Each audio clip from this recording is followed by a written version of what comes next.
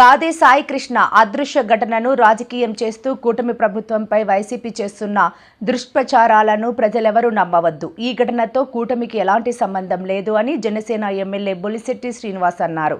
చిత్తశుద్ధితో కూటమి ప్రభుత్వం ఈ వ్యవహారంపై CM Chandrababu, deputy CM Pawan Kalyan ఇప్పటికే ప్రత్యేక సమీక్ష నిర్వహించారు. దాని ముందే చాలా మంది అసలు చనిపోయడం లేదనేది కూడా తెలియకుండా ఫోటోలు రిలీజ్ చేసి డెడ్ బాడీ ఇదని చెప్పినటువంటి సాక్షి ఛానల్ కానీ అంబటి రాంబాబు గారు కానీ నేను ఒక ఛాలెంజ్ చేస్తూ ఉన్నా. మీరు ఎవరు విచారణ జరగక్కర్లేదు, ఎందుకంటే ఆల్రెడీ మీ దగ్గర ఫోటోలు వచ్చేసినాయి. చనిపోయిన ఫోటోలు మీరు పెట్టారు, ఓ ఫేక్ ఫోటోలు అని నేను చెప్పినప్పుడు కూడా వినకుండా ఇతనే చనిపోయాడు, చంపేశారని చెప్తున్నారు. నేను ఒకటే చెప్తున్నాను, మీరు సాక్షి వాళ్ళు కలిసి అంబటి రాంబాబు గారు ఎక్కడ చనిపోయాడు, ఎలా చనిపోయాడో ఫోటో మీకు ఎలా వచ్చింది, ఆ ఫోటో వస్తే మీరు నిర్ధారణ చేసి తీసుకురండి, యాక్షన్ తీసుకుంటా గవర్నమెంట్ సిద్ధంగా ఉంది. ఆల్రెడీ నిన్న పవన్ కళ్యాణ్ గారు 3 రోజులు ఢిల్లీ పర్యటన అనంతరం ఢిల్లీలో ఉన్నప్పుడు డిస్కస్ చేసి చెప్పాం, ఇలా జరిగిందని. అంటే వెళ్ళగానే సీఎం గారితో మాట్లాడి యాక్షన్ తీసుకోవాలి, న్యాయం చేయాలని చెప్పి ఆయన చెప్పడం, రాగానే అనుమకొండ మరి ఆయన ఎవరో అభిమాని చూడాలంటే చూసి రావడం, వెంటనే సీఎంఓకి వెళ్ళి ఆయనతో కూర్చుని మాట్లాడి ఆ మీటింగ్లోనే డిసిజన్ తీసుకోవడం కూడా జరిగింది. అక్కడ ఉన్నటువంటి సిఐ నాగరాజ్ అనే వ్యక్తి మీద మరి నిన్న సిఐ గారిని ట్రాన్స్ఫర్ చేసి అతను ముందు సస్పెండ్ చేసి విచారణ చేయండి, సీనియర్ ఐపీఎస్ అధికారితో కూడా తెలియజేసే ప్రయత్నంగా జరిగిపోయింది ఆ విషయం. ఇంకా మేము ఏం చేయాలో మాకు అర్థం అవ్వట్లేదు. ఏదనంటే కాపులు చంపేస్తే పవన్ కళ్యాణ్ స్పందించట్లేదు, కూటమి ప్రభుత్వం కాపులకు అన్యాయం జరుగుతోంది. ఇక్కడ చూడవలసింది క్రిమినల్ చూడాలి, పోలీసులే చూడాలి. అక్కడ జరిగింది కాపు కులస్తులు అయి ఉండొచ్చు, జనసేన పార్టీకి సింపథైజర్ అయి ఉండొచ్చు, కానీ అతను కాదు. అతను ఆల్రెడీ అతని మీద 22 కేసులు ఉన్నాయని వాళ్ళే చెప్తున్నారు పక్కన. కానీ శిక్షించేటువంటి హక్కు మాత్రం పోలీసులకు లేదు. ఎట్టి పరిస్థితుల్లోనూ దాన్ని తప్పు చేసినప్పుడు ఖచ్చితంగా అది జ్యుడిషియల్గా దాన్ని శిక్షింపబడాలి తప్ప పోలీసులకి శిక్షించే అర్హత లేదు.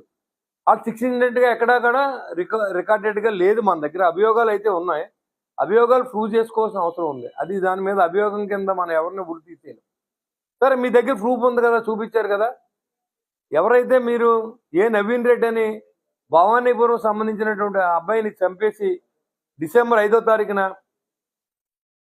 అతన్ని ఎక్కడైతే గొడవ జరిగిందో అతను అరెస్ట్ చేసినప్పుడు అతను జైల్లో పరిచయస్తుడు ఈ యొక్క నవీన్ రెడ్డి అనే అతను ఫోటో తీసుకొచ్చి ఎత్తుంటే మరి వెంకటకృష్ణ అనే అతని ఫోటో అని మీరు చెప్పడం చాలా హాస్యాస్పదంగా ఉంది.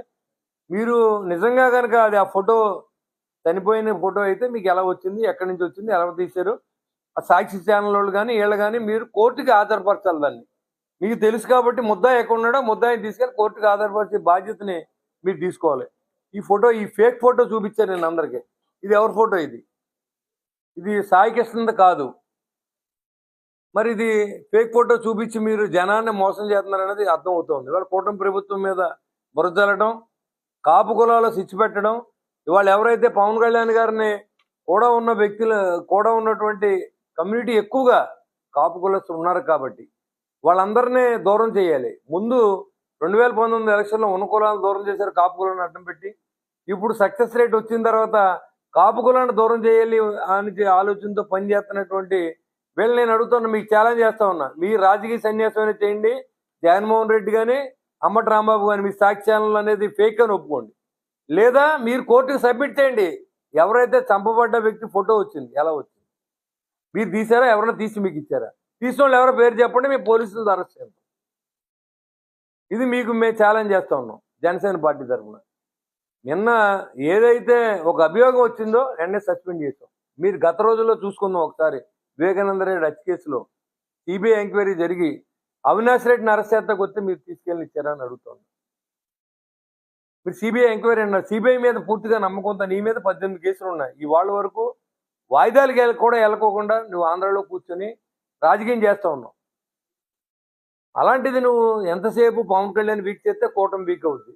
కూటమికి అనేది ఇడిపోవాలి, ఇడిపోతేనే మీరు బాగుపట్టాలి. మళ్ళీ దోచుకోవచ్చు ఈ రాష్ట్రాన్ని. 5 సంవత్సరాల దోపిడీని జనం మర్చిపోయారనుకో మీరు అనుకుంటున్నారు. మేమన్నట్టు ఇంకా స్ట్రాంగ్గా జనాన్ని పవన్ కళ్యాణ్ గారు నమ్ముతూ ఉన్నారు. గెలిచిన తర్వాత పేద ప్రజల కోసం రాష్ట్రం కోసం పనిచేసే వ్యక్తి పవన్ కళ్యాణ్ గారు. చంద్రబాబు నాయుడు గారు ఇలాంటి మర్డర్ పాలిటిక్స్కి దానికి ఆయన ఇష్టపడే వ్యక్తి కాదు. మరి మీరు ప్రతిదీ కూటమిగా ఆపాదించి ఎక్కడో చోట వీక్ చేయాలనే ఆలోచన కనపడుతోంది దీంట్లో. దయచేసి రాష్ట్ర ప్రజలు అర్థం చేసుకోండి. ఈ ఫేక్ ఫోటోలు పెట్టి సరే ఇదే నిజమని అనిపిస్తే మీకు మీరు డెడ్ బాడీని కానీ లేకపోతే మనుషున్న బతికిని కానీ కోర్టుకు అప్పచెప్పాల్సిన బాధ్యత సాక్షి టీవీకి అమ్మటి రాంబాబు గారికి ఉందని చెప్పి నేను ఛాలెంజ్ చేస్తా ఉన్నా.